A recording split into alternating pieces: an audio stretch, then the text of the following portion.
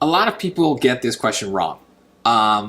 I'm not exactly sure why. I think it's a combination of things. I think it's that they don't follow the instructions, which we always need to make sure we do when we have an ideas question with a specific question.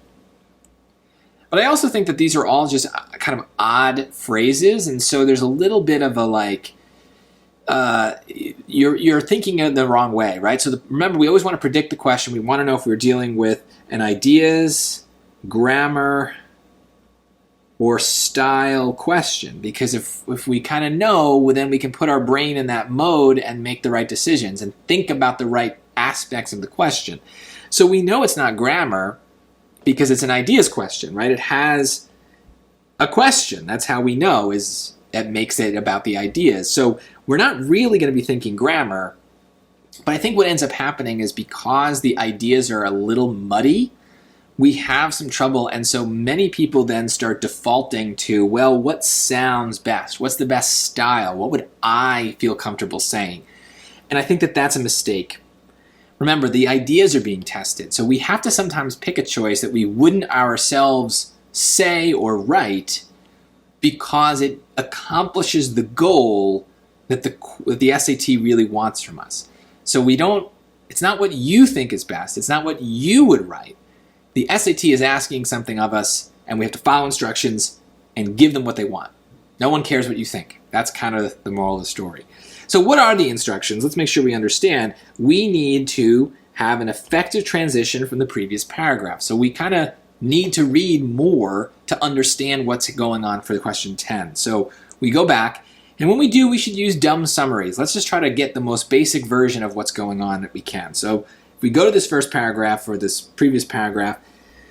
In spite of all compost's potential uses, however, most of this so-called waste is wasted, according to the Environmental Protection Agency. A lot of it ended up in landfills, 13 million tons of yard debris discarded in landfills.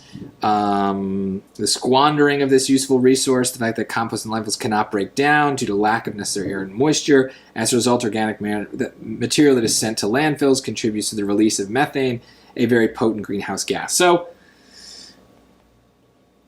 bad stuff is happening. The waste is being wasted, the compost is causing problems in the landfills. Okay. Now what's going on? I'm going to ignore what's underlined in number 10 because I don't want to bias myself reading the choice that they put in there. So I usually skip the underlined part so that I don't prejudge it and think it's better just because it's there. So what do they say? They say cities such as San Francisco and Seattle have instituted mandatory composting laws requiring individuals and businesses to separate bins for compostable waste. So I don't know if that's positive or negative. I personally, might find that a nuisance, but it seems maybe that it's a good thing, that it's a solution. I don't know. The strict approach might not work everywhere. That seems kind of negative. However, given the clear benefits of composting and the environmental costs of not composting, all municipalities should encourage their residents either to create their own compost piles for use in backyard gardens or to dispose of compostable materials in bins for collection. So they're making a recommendation. So what's the transition here? Well, it seems like something bad is maybe ending up with something positive, with something confusing happening in between. So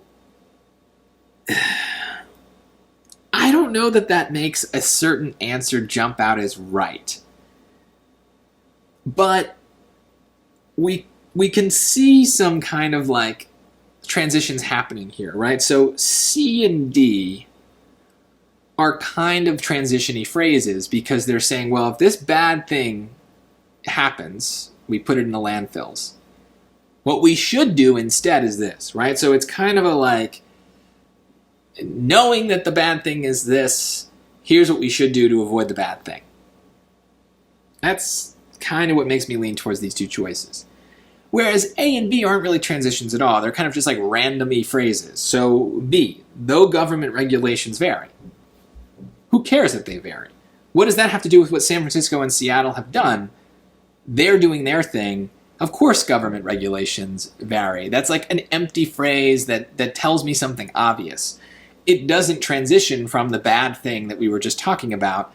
It's just kind of filler. So that's not great. What about A?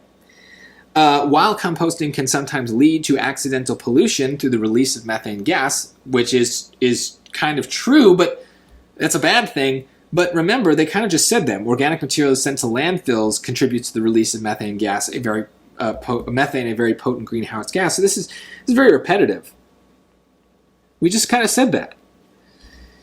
More importantly, the way they're talking about what San Francisco and Seattle are doing, it seems to be because there are benefits of this law, right? Whatever you think of what they're doing, it seems that that's what that passage is saying that we should be doing. So it would be weird to take this kind of negative approach and saying that composting is bad if we're trying to kind of build towards this reason we should compost. It's weird to say that. So this is not providing a good transition. It's kind of making the situation more confusing. So now we have C and D. What's the difference? This is where people have trouble. This is why we always use that narrow your focus strategy. If you have two choices that seem very similar, there must be something different. So your job is what makes them different, not just what feels good, right? This is not a style question, right? This is the key here. This is a bad approach of just being like, well, this is what I think sounds better. That's not what they're testing here. There must be a reason why one is better. Well, we know from other situations that it's very important to think about the number of things we're talking about. Are we talking about multiple facts or one setback?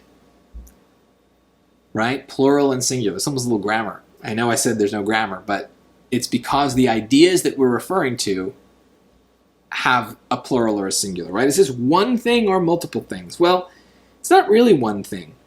This previous paragraph is listing a bunch of problems, right? It's being thrown in the landfills. That's bad because there's a lot of it. That's bad because it can't break down. It's bad because of methane gas. So there's lots of reasons that it's bad. Multiple things.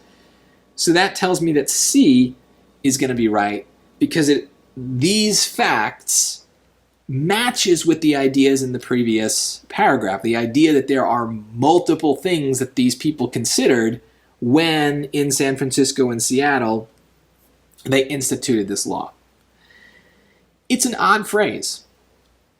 Armed with these facts. Armed makes me think like they have guns or something, right? Like they're armed. But it's kind of a metaphor here. Yeah, they're armed with them and they're going to shoot the facts at the people and then we have a law. I don't know. But the point is, I probably would never say that phrase. You probably would never say or write that phrase. And that's why this question is hard, is you're going against what you would do. But we need to kind of have reasons with these choices. And we can point to specific things in all these lines and say, this is why this choice is right. It's not an instincts question. It's not what feels good. There are going to be places on the SAT where that's the best we can do, is trust our instincts. But an ideas question, that is not one of them. We should have reasons.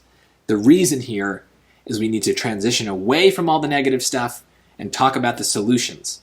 And that choice allows us to do that. Hopefully that was helpful.